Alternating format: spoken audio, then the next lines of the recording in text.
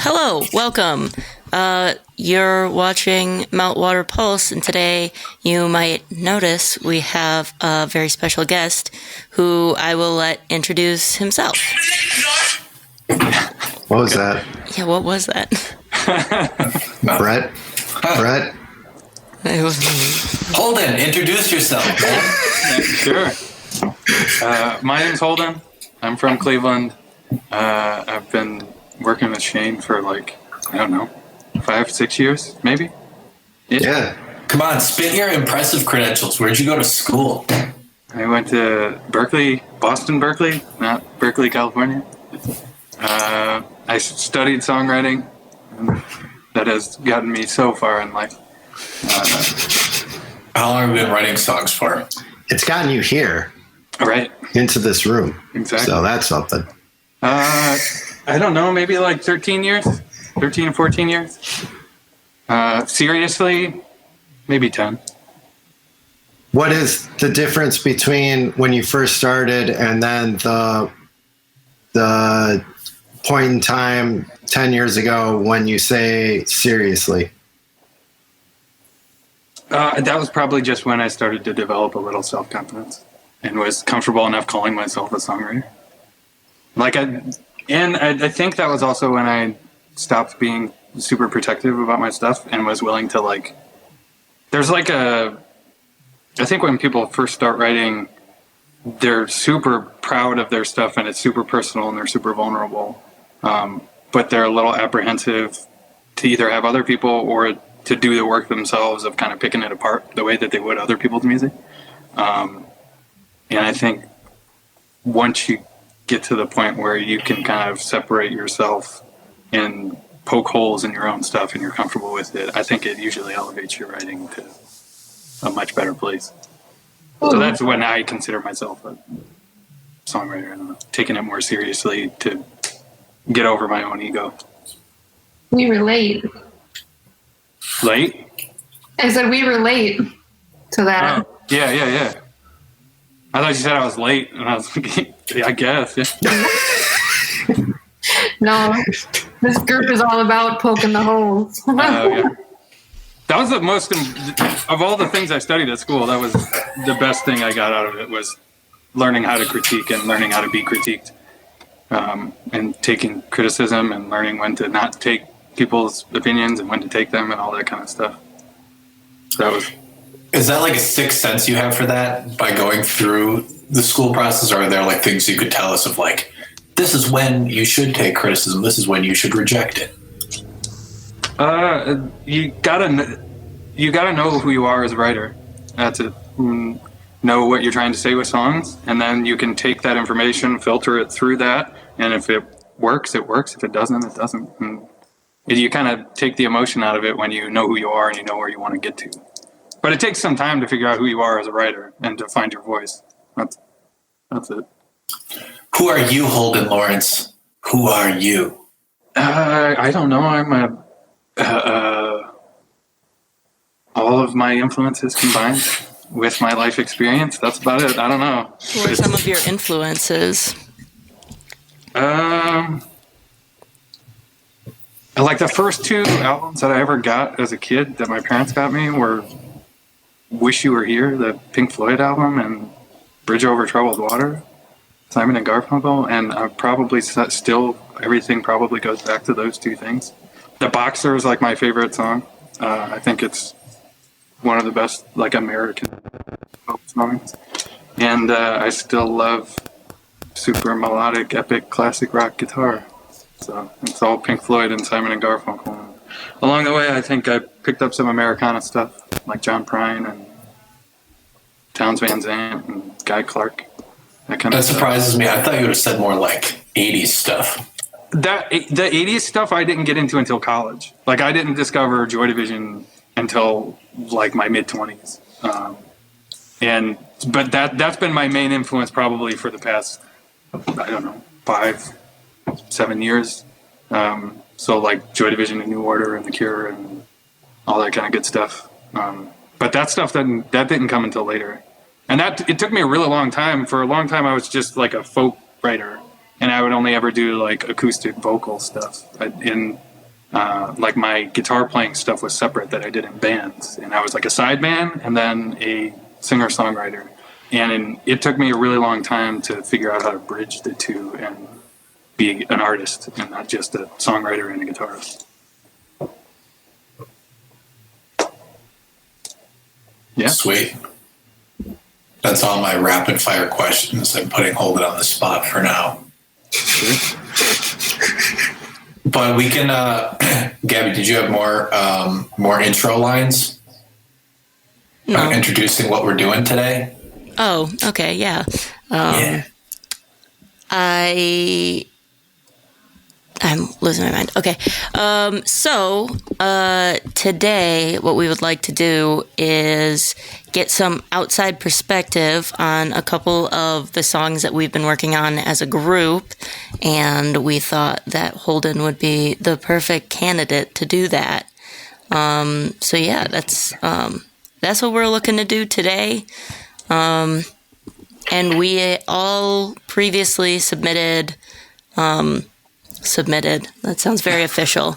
not that official. Yeah, we all sent whatever song we wanted to work on over Holden's way, and then we're gonna talk about them. Well, I'll say what my feedback is a little bit, and then you guys can pick whoever wants to go, because there are actually like 3 different things based on the 3 different songs. So for Gabby's, I have an actual like a couple musical things that I want to suggest. For Brett's, I don't really have. It's more of a philosophical thing with what he was talking about with the acoustic version and fleshing it out and what happens to the emotion of the song. And then with Jana's, I have more of like a song structure thing. And so I don't know where you guys want to start. Or Wait, that order, whatever order. Yeah. What's up, Gib? What is the song you officially submitted to Holden, Gabby? And tell us a little bit about it. The song is called Annie. Context of it was I was listening to one of my favorite songwriters and sort of reflecting on like how my story compared to hers, as well as like not just the story, but also my songwriting style and, like where I would be. She's older than me by probably 10 years. Like, where would I be if I were where she is, kind of. And so that's sort of the context of the song.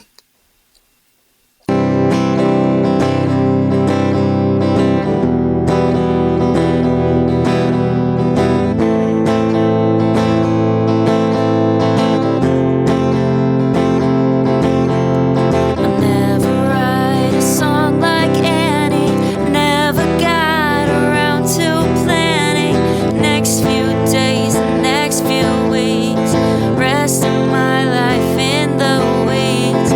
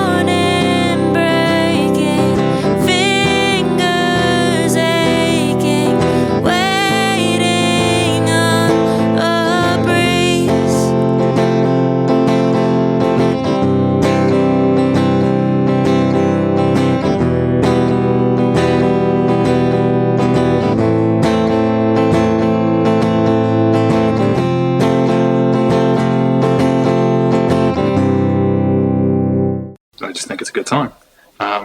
The only thing, you do a really good job of separating. How do you look at it? Do you just look at it as like two verses? Yeah. Okay. You do a good job of separating the verses in two parts with the different melodies. Like you're in the lower register for the first half, and then you do that cool descending line in the second half. And it breaks it apart, and it almost gives it like a verse refrain vibe, even though there's not like a refrain. My one suggestion is, because the chords are the same and it's the same rhythm the whole time underneath the chords, you could try either changing the harmonic rhythm underneath the second half of the verse, or changing the actual chord, like one of the chords themselves. And it doesn't have to be anything drastic, because the melody's already jumping up and doing something different. And it's perfectly fine the way it is, but it might be something to try that you like better. And the melody that you sing is like this like descending, like that type of thing. And it works well over like the one chord, the three, and the six. And that's what you do throughout the rest of the song. You're doing like the...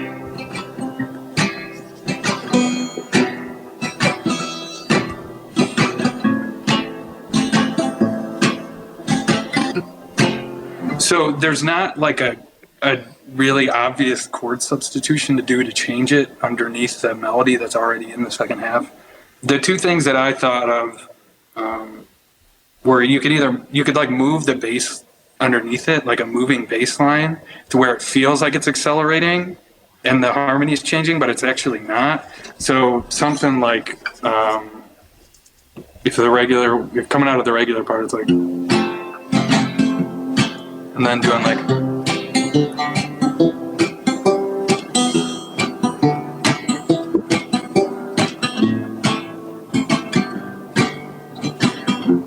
it's still the same chords, but that moving part will move with the vocals and make it feel like there's a little bit more movement underneath it. Mm-hmm. The other one is a little bit more out there.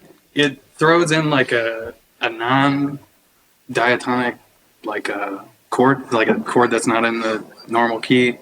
But it gets this cool rub of like a dissonance between the melody and the harmony. So it's like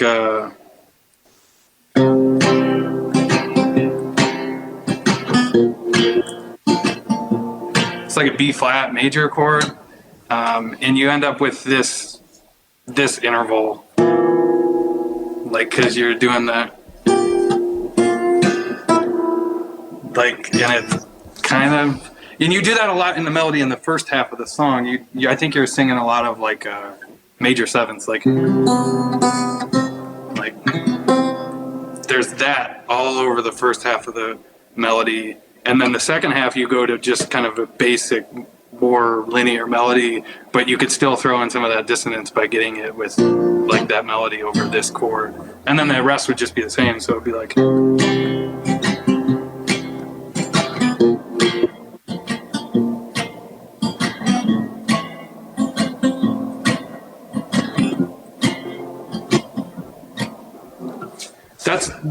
I don't always like to do non-diatonic stuff. A lot of my stuff personally stays in the key. But that one is one of my favorite ones to use, because you get like it's like a super melancholy resolution to go like, and then to go down to the minor. Mm-hmm. It's just, but that's all that I had. The rest of it sounds great, and it would sound great whether you use that or not. Sweet. Thank you. Sure. I think that would be cool and interesting. Whenever that, I wasn't totally following like the theory behind it, but whatever you did, like with that non-diatonic, just means a chord not in the key. Is that what it means? Right. Yeah, I think it just added like a interesting, quirky, like dark depth to it, which I think is Gabby. So quirky and dark. Cool. All right. Cool. Thank you. I'll definitely. That is something that we had discussed the song being all, I think Jana had pointed it out, being all the same, basic structure underneath, and then looking to change it. Yeah, I'll definitely play around with it. So thank you. What are your thoughts on how you want to arrange it? Like, I'm usually pretty open about it. For this one, I'm trying to think, like, probably less electronic type stuff than I usually do. Just because it feels a lot more, I don't know, it feels to me like more folky influenced, and the artist that I'm like kind of comparing myself to also is in that kind of realm, but I don't want it to be necessarily acoustic either, like maybe some crunch in there somewhere. And then for drums, I have no idea. I usually have no idea. I usually just go, Shane, put drums in this. And he goes, okay. Do you have any suggestions for feels, Holden? Not really. I was just kind of asking in general because obviously there's no rules for everything or anything. But typically if you want to keep the same like harmony underneath something and the same kind of pace and chord progression underneath it, usually then there's more production changes going on around it to make it interesting. So bringing things in and out and textures, but whenever if the feel is going to stay the same and the harmony is going to stay the same. But the other, I did forget one thing. You played this like little guitar melody in the middle, like in between the second and first verse, and I would throw it again at the end. So so then it's like verse hook, because like the verses right now are kind of bulletproof, regardless of what you decide to do with the harmony. And if you come up with a bulletproof hook, then you don't really need anything else with the song. I don't think it needs any other sections. Sweet. Yeah, and I did have it I had it at the end originally. So that part was originally twice as long, and I was going to have one that's half as long and then one that's twice as long. And then I cut it in half and got rid of the other one, just because, I don't know, I got nervous about it. I was like, oh, what if people think it's boring? And then I was like, yeah, so that's good to hear. Yeah, I think it's a good length. I think the one that you did put was the right length. Mm-hmm. And I think you could do that again at the end. Sweet. Thank you.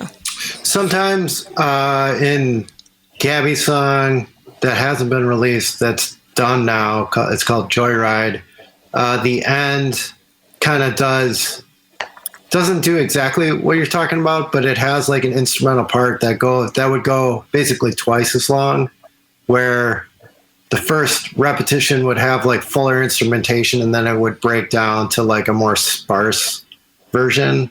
And that might work as a production idea for this if it's the same instrumental part twice in a row and it ends up somehow being maybe just like a guitar and something at the end and other things drop out.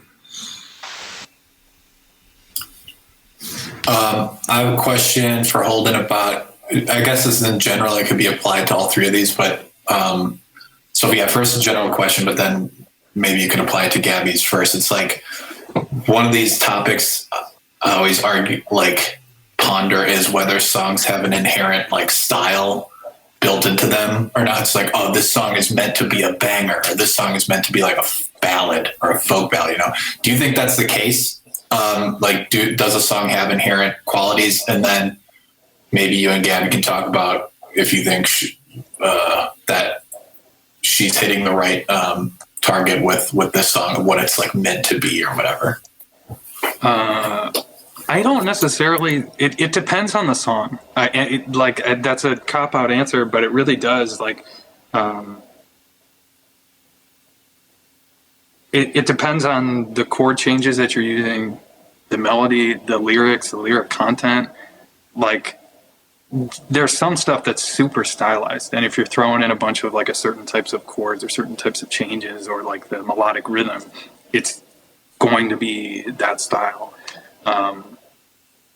But one thing that I like to do sometimes if I'm fleshing out a demo and I'm playing it a certain way, but I'm not sure if that's the right way, I'll take out all the strumming and I'll just play whole notes and sing on top of it at whatever tempo, like just a middle of the road tempo. And that usually helps me, number one, just highlight the most basic elements of the song, like the harmony, the melody, the lyrics. That's it. There's no strumming. There's no any kind of anything going along with it. And then you can do it at different tempos too. And sometimes it'll kind of reveal itself like, oh, this sounds better, faster, it's slower, whatever. I don't necessarily know. Like, there are plenty of songs that I think could go either way. But there are also some songs that sound like shit if you do it the opposite way. So I don't know that there's one answer to it. I would say that Gabby's probably in the right wheelhouse with this one, as far as feel and tempo.